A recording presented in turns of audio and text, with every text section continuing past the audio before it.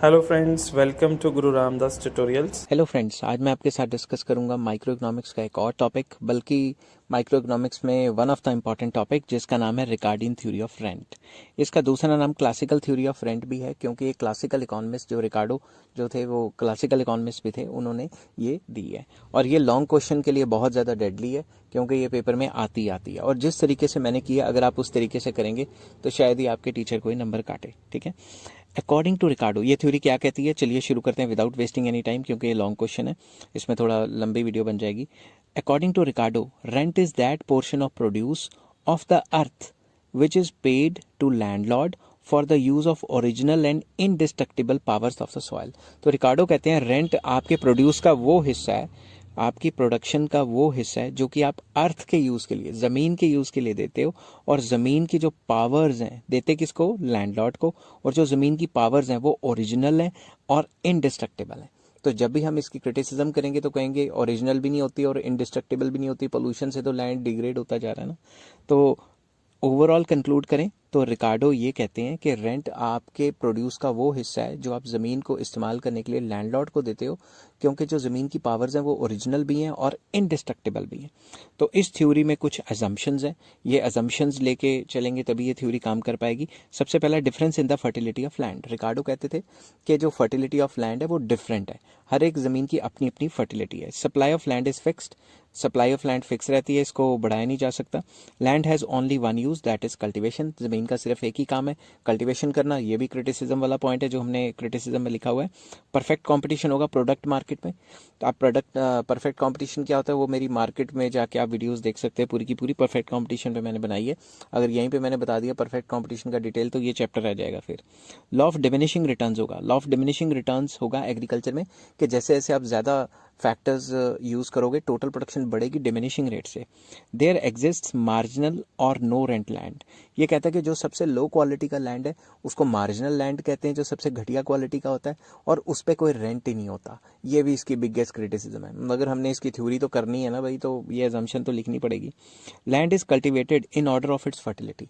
Land को हम order of fertility में मतलब काम करेंगे। फॉर एग्जाम्पल कल्टीवेट करेंगे, जो सबसे बढ़िया लैंड है उसको पहले कल्टीवेट करेंगे, वो सारा खत्म हो गया तो जो उससे लो क्वालिटी का लैंड है फिर उसकी तरफ शिफ्ट हो जाएंगे, फिर और लो की तरफ शिफ्ट हो जाएंगे। Fertility of land is original and indestructible. जो ज़मीन की फर्टिलिटी है ओरिजिनल भी होगी, इनडिस्ट्रक्टिबल भी होगी। इसकी भी क्रिटिसिज्म आगे करेंगे। बोल बोल के गला बैठ गया। Demand for agriculture products increases with the increase in population. जैसे जैसे पॉपुलेशन बढ़ेगा एग्रीकल्चर गुड्स की डिमांड बढ़ती रहेगी। Cost of agriculture production depends upon the amount of labour spent on it. Agriculture पे कितना खर्चा वगैरह आता है ये किस पे डिपेंड करता है कि कितनी लेबर एग्रीकल्चर पे लगती है। तो ये तो थी एजम्पशंस। अब हम हेडिंग बनाएंगे डिटर्मिनेशन ऑफ रेंट, कि रेंट को डिटर्मिन कैसे किया जाता है। दो सिचुएशंस है जिनमें रेंट डिटर्मिन होती है। पहली situation rent in intensive extensive cultivation, second intensive आएगी। तो ये एक्सटेंसिव कल्टिवेशन होता क्या है, ध्यान से समझना। Extensive cultivation refers to the cultivation in which more land is used to increase production। ये एक ऐसी सिचुएशन है जिसमें अगर आपने प्रोडक्शन बढ़ानी है तो आपको क्वांटिटी ऑफ लैंड बढ़ाना पड़ेगा, क्वांटिटी ऑफ लैंड को बढ़ाना पड़ेगा। अगर आपने टोटल प्रोडक्शन बढ़ानी है लैंड को बढ़ाना पड़ेगा, फैक्टर्स को नहीं बढ़ाना पड़ेगा। समझ गए बात? तो इसको मैंने टेबल एंड डायग्राम से एक्सप्लेन किया हुआ है। तो चलिए शुरू करते हैं, टेबल प्लस डायग्राम। तो सबसे पहले मान लो हमारे पास 4 ग्रेड्स ऑफ लैंड है, ए बी सी डी। ठीक है, ए ग्रेड सबसे अच्छा लैंड है। ठीक है, वो 10 क्वांटिटी क्विंटल जो भी यूनिट्स हैं ये बनाता है, मैं उसमें नहीं जाऊंगा ज़्यादा। बी ग्रेड जो है 8 यूनिट्स प्रोड्यूस करता है, C grade 6 units and D grade 4। तो सबसे जो लो क्वालिटी है यहाँ पे 4 की है, तो उसको मार्जिनल लैंड कहा गया है। अब जो cost of capital and labour है, जो खर्चा हुआ है इन सबको बनाने के लिए, वो तो 100 है, वो तो सब में सेम रहेगा। अब surplus over marginal land, marginal land कितना है 4, तो 4 से कितना सरप्लस है 10 जो है वो 4 से 6 ज़्यादा है, जो सेकंड वाला है वो 4 से 4 ज़्यादा है। तो हमने क्या किया, जितनी भी इनकी प्रोडक्शन थी उसको 4 से माइनस कर लिया सबको, तो ये आ गई।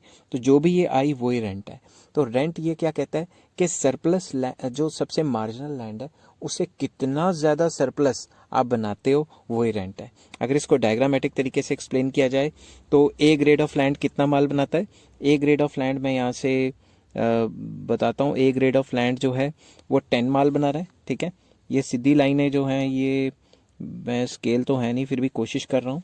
बी ग्रेड ऑफ लैंड कितना जो है, बी कितना बनाता है 8। तो 8 को मैं ले जाता हूँ मान लो यहाँ तक, ठीक है। सी कितना बनाता है माल 6, तो सी वाली ले जाता हूँ 6 तक, ठीक है। डी कितना बनाता है 4, तो ये मैं ले जाता हूँ 4 यहाँ तक। तो अब मैं इन जो लाइंस हैं इनको थोड़ा सा सीधा कर देता हूँ। तो अगर देखा जाए तो ए ने बनाया 10 आउटपुट, बी ने बनाया 8, सी ने बनाया 6 और डी ने बनाया 4। अब ध्यान से देखना, ध्यान से समझना इस बात को। मैं यहाँ थोड़ा कलर चेंज कर लेता हूँ, थोड़ा मज़ा आएगा। डी ग्रेड कितना माल बनाता है 4, तो डी ग्रेड बनाता है 4 के ऊपर जितना भी सरप्लस प्रोड्यूस हो रहा है ये रेंट है ए के लिए, ठीक है। अब बी कितना माल बनाता है 8, मिनिमम 4 तो बनता ही है। अब 4 के ऊपर जो भी मतलब ये जो 4 के ऊपर जितनी भी excess production B grade of land ने की है वो उसका रेंट है, और सी वाले का रेंट इस हिसाब से ये वाला हो गया, और डी पे कोई रेंट ही नहीं आया क्योंकि ये तो मार्जिनल लैंड है, ये रेंट फ्री है। तो ये जो शेडेड पोर्शन है ये आपको रेंट दिखा रहा है, ठीक है। अब इसको डिफरेंट तरीके से भी एक्सप्लेन कर सकते हैं। मैंने इस तरफ लिखा हुआ है मार्केट में जो भी डिमांड एंड सप्लाई है इसके हिसाब से इक्विलिब्रियम जो है वो डिटर्मिन हो रहा है, ये इक्विलिब्रियम प्राइस हो गया। ये ए ग्रेड ऑफ लैंड मैंने यहाँ बताया, फिर बी ग्रेड बनाया, फिर डी ग्रेड बनाया, सी नहीं बनाया, सी भी आप बना सकते हो बीच में। तो अब मैं क्या करूँगा, मैं इसमें थोड़ी कॉस्ट कर्व बना के आपको थोड़ा दिखाने की कोशिश करूँगा कि जैसे फॉर एग्जाम्पल ये बन गई MC कर्व, ठीक है। मैं यहाँ लिख देता हूँ ये है MC कर्व। लेट इसकी MC कर्व है ए ग्रेड लैंड की, इसको ए दे देता हूँ, ठीक है। इसकी भी MC कर्व बना देता हूँ और इसकी भी MC कर्व बना देता हूँ, ठीक है, एक ही बार। तो इन पे नाम दे देता हूँ MC curve of B grade land, MC curve of D grade of land, ठीक है। इनका भी इक्विलिब्रियम यहाँ पे आ गया। मैं यहाँ पे लिख देता हूँ इक्विलिब्रियम ऑफ ए, यहाँ लिख लेता हूँ इक्विलिब्रियम ऑफ बी, यहाँ लिख देता हूँ इक्विलिब्रियम ऑफ डी, ठीक है। अब ये तो इक्विलिब्रियम क्वांटिटी होगी, ठीक है, ये इक्विलिब्रियम क्वांटिटी होगी नीचे जो मिलाते हैं, ठीक है। तो यहाँ लिख देता हूँ Q quantity for A, quantity for B, quantity for D. मेरा पेज लंबा नहीं है, नहीं तो मैं डी भी ऐड कर देता, सी भी ऐड कर देता, सॉरी। अब मैं क्या करता हूँ, अब मैं दिखाऊंगा कि जो ए ग्रेड ऑफ लैंड है उसको सुपर नॉर्मल प्रॉफिट हो रहा है। तो ए ग्रेड ऑफ लैंड जैसे इसको टच करेगा, आपको ये तो पता ही होगा कि सुपर नॉर्मल प्रॉफिट कैसे बनाते हैं, जैसे इसको टच करेगा वो लोएस्ट होगा, उसके बाद ये बढ़ जाएगा। इसको भी प्रॉफिट हो रहा है, मगर जैसे ही इसको टच करेगा इसका प्रॉफिट जो है वो कम है, ठीक है। और जो डी ग्रेड ऑफ लैंड है वो तो नॉर्मल प्रॉफिट ही कमा रहा है, समझ गए बात। तो अगर आपको सुपर नॉर्मल प्रॉफिट वगैरह नहीं बनाने आते, मैं आपको बता रहा हूँ, तो आपको मार्केट के चैप्टर में जाना पड़ेगा और वो समझने पड़ेंगे। मैंने सारा कुछ बनाया हुआ है। तो ये एवरेज कॉस्ट ऑफ बी आ गई, ये एवरेज कॉस्ट ऑफ डी आ गई। तो दिखाया क्या हुआ है यहाँ पे, ये दिखाने की कोशिश की है कि इक्विलिब्रियम के सामने अगर हम चलें, ये पॉइंट ए हो गया, तो अगर मैं इसको सीधी लाइन खींच दूं तो ये वाला जो शेडेड पोर्शन है ये सुपर नॉर्मल प्रॉफिट है। तो ए जो ग्रेड ऑफ लैंड है उसको बहुत ज़्यादा प्रॉफिट हो रहा है। अगर बी के सामने देखें इक्विलिब्रियम को, इसको मिलाएं, तो इसका जो प्रॉफिट हो रहा है ये भी प्रॉफिट हो रहा है, मगर ए से तो कम हो रहा है क्योंकि ए ज़्यादा प्रोडक्टिव है। और डी ग्रेड ऑफ लैंड पे कोई सुपर नॉर्मल प्रॉफिट नहीं हो रहा, इस पे तो बस वही खर्चा ही चल रहा है, नॉर्मल प्रॉफिट हो रहा है, ठीक है। तो ये चीज़ उन्होंने बताई है कि जो लैंड ज़्यादा प्रोडक्टिव होगा उस पर ज़्यादा प्रॉफिट, जो लैंड कम प्रोडक्टिव होगा उस पर कम प्रॉफिट। अगर आपको ये सुपर नॉर्मल प्रॉफिट वगैरह के कंसेप्ट नहीं आते तो आपको मार्केट का चैप्टर देखना पड़ेगा, वो मैंने इस प्लेलिस्ट में ऊपर वाली साइड, मतलब थोड़ा ऊपर जाके देखोगे तो दिया हुआ है। चलो आगे चलते हैं। नेक्स्ट आता है rent is equals to average revenue minus average cost. ये कहते हैं जितना भी आपने रेवेन्यू कमाया माइनस जो भी आपका खर्चा है वो रेंट है। तो एवरेज रेवेन्यू को हम प्राइस भी तो कह सकते हैं ना, प्राइस माइनस एवरेज कॉस्ट वही रेंट है, समझ की बात। तो इस पे अगर हम देखें तो रेंट कौन सा है, ये जो मैंने शेडेड पोर्शन किया है ना, ये जो शेड किया है ना पोर्शन, ये वाला ये रेंट है। इस पे रेंट शेडेड पोर्शन कम हो गया, इस पे नो रेंट हो गया क्योंकि ये तो नो प्रॉफिट नो लॉस पे ही चल रहा है, समझ गई बात। तो ये था एक्सटेंसिव कल्टीवेशन। अब चलते हैं rent in intensive cultivation. Intensive cultivation में क्या होता है, it refers to that cultivation wherein to increase production more and more units of labor and capital are employed on a given piece of land। ये कहता है कि जो land है उसकी क्वांटिटी कांस्टेंट रहेगी, लेबर को एंड कैपिटल को बढ़ाना पड़ेगा, उसी से प्रोडक्शन बढ़ेगी। मैं दोबारा रिपीट करता हूँ कि अगर टोटल प्रोडक्शन बढ़ानी है तो लैंड की क्वांटिटी कांस्टेंट रख के लेबर और कैपिटल को बढ़ाना पड़ेगा, ठीक है। Under intensive cultivation additional units of labour and capital lead to increase in production at diminishing rate. ये कहते हैं कि ज़्यादा से ज़्यादा लेबर कैपिटल लगा तो लोगे मगर टोटल प्रोडक्शन बढ़ेगी मगर डिमिनिशिंग रेट से, क्योंकि हमने एजम्पशन ली है ना, लॉ ऑफ डिमिनिशिंग रिटर्न्स आएंगे। तो अब अगर मैं इसमें यही वाला मैं डायग्राम बनाऊं जो मैंने पीछे बनाया था, इसका टेबल नहीं है, तो अगर मैं पीछे जो बनाया था मैंने डायग्राम वैसे ही बनाऊं। फर्स्ट ये क्या हो गया, रुको 2 मिनट, मैं इसको बैक करता हूँ, ठीक है, और कलर चेंज करता हूँ। अगर मैं फर्स्ट यूनिट ऑफ लेबर जो है लेबर एंड कैपिटल उसको इस्तेमाल कर रहा हूँ तो आउटपुट बन रही है 8। सेकंड वाला इस्तेमाल कर रहा हूँ तो लाइक 6 बन रही है, ठीक है, और थर्ड वाला इस्तेमाल कर रहा हूँ तो लाइक 4 बन रही है, ठीक है, और फोर्थ वाला करता हूँ को तो मान लेता हूँ कि 2 ही बन रही है, ठीक है, 2 क्वांटिटी हो रही है। तो यहाँ से अगर आप प्रॉपर ये मिला लो तो ये वाले डायग्राम होते हैं। मैं इसको बता देता हूँ कि हमने first unit of labour and capital लगाया तो टोटल प्रोडक्शन कितनी हो रही है 8, ठीक है, सेकंड वाला लगाया तो टोटल प्रोडक्शन हो रही थी 6, थर्ड वाला लगाया तो टोटल प्रोडक्शन हो रही है 4, फोर्थ वाला लगाया तो टोटल प्रोडक्शन हो रही है 2। तो अगर हम इसमें डिमिनिशिंग रिटर्न्स लेके चलें तो सबसे जो लास्ट वाला है वो कितना माल बना रहा है 2, ये 2 बना रहा है ना, तो 2 के ऊपर जो भी सरप्लस है ये रेंट है। यही तो है ना कि सरप्लस ओवर मार्जिनल प्रोडक्शन, मतलब जो भी मार्जिनल जो आउटपुट है या मार्जिनल जो लेबर एंड कैपिटल के यूनिट्स हैं उससे ऊपर जो भी आप एक्सेसिव बनाते हो वो रेंट है। अब अगर बी ग्रेड ऑफ देखें तो सबसे जो मार्जिनल वाला है वो तो फोर्थ यूनिट है, वो 2 बना रहा है, उसके ऊपर जो भी बचा वो रेंट। अब थर्ड में देखें तो ये तो मिनिमम तो 2 है, 2 के ऊपर जो भी बचा वो रेंट, तो ये क्या आ जाएगा आपका रेंट। तो रेंट क्या होता है, सरप्लस ओवर मार्जिनल, ठीक है, मार्जिनल वहाँ पे क्या था लैंड, यहाँ पे क्या है मार्जिनल लेबर एंड कैपिटल, ठीक है। आई होप ये एक्सटेंसिव कल्टीवेशन आपको इंटेंसिव कल्टीवेशन आपको समझ आ रहा होगा। अब इसका एक डायग्राम भी है, ध्यान से समझना डायग्राम। डायग्राम कैसे बनाया है वो मैं थोड़ा आपको रफ बता देता हूँ। मैंने क्या बनाया, एक्स एक्सिस वाई एक्सिस मैंने पहले से बना के रख दिया ताकि टाइम वेस्ट ना हो। ये वेज वाली कर्व होगी, फिर मैंने क्या किया यहाँ से एक मार्जिनल रेवेन्यू प्रोडक्टिविटी बना दी, ठीक है, और एवरेज रेवेन्यू प्रोडक्टिविटी यहाँ टेंजेंट बना दी। तो अब मैं सीधा डायग्राम पे आ जाता हूँ। तो ये ई क्या है, E is the point of equilibrium, ठीक है। ये डब्ल्यू डब्ल्यू कर्व क्या होती है, ये जो कॉस्ट ऑफ लेबर एंड जो कैपिटल हम इस्तेमाल कर रहे हैं उसकी तनख्वाहें होगी। E is the point of equilibrium because at this point average revenue productivity और मार्जिनल रेवेन्यू प्रोडक्टिविटी बराबर है, ठीक है। इसको मैं हटा देता हूँ। ARP average revenue productivity and marginal revenue productivity बराबर है। अगर आपको नहीं पता ये क्या होती है, मैंने ऊपर इनके ऊपर अलग अलग वीडियोस बनाई हैं, आप प्लेलिस्ट में जाके चेक कर सकते हैं, ठीक है। तो इस केस में क्या होगा, no rent will arise in this situation because cost and productivity are equal. जितनी कॉस्ट पड़ रही है उतनी प्रोडक्टिविटी है, वो मार्जिनल लैंड की तरह। तो इस केस में क्या होगा, रेंट नहीं अराइज होगा। समझ गए बात। अब हम मान के चलते हैं कि if due to any reason, मान लो टेक्नोलॉजी अच्छी कर ली या कोई नई मशीन ले आया, कोई नया ट्रैक्टर ले आया, the marginal revenue productivity curve shift upward to MRP1। तो मैं क्या करता हूँ, मार्जिनल रेवेन्यू प्रोडक्टिविटी कर्व को ऊपर शिफ्ट कर देता हूँ, मान लो MRP1 पे। तो let marginal revenue productivity curve ये हो गई लेट, ठीक है। तो मैं यहाँ पे लिख देता हूँ MRP1। तो MRP1 इसको कहाँ पे काट रही है, E1 पॉइंट पे। तो ये जो E1 पॉइंट है ये नया इक्विलिब्रियम का पॉइंट है, ठीक है। E1 पॉइंट क्या है, एक नया इक्विलिब्रियम का पॉइंट है। इसको अगर मैं नीचे डॉटेड लाइन से जोड़ देता हूँ तो ये लाइन थोड़ी टेढ़ी हो गई है, तो ये लाइन ऐसे बन गई है, ये नई इक्विलिब्रियम क्वांटिटी है।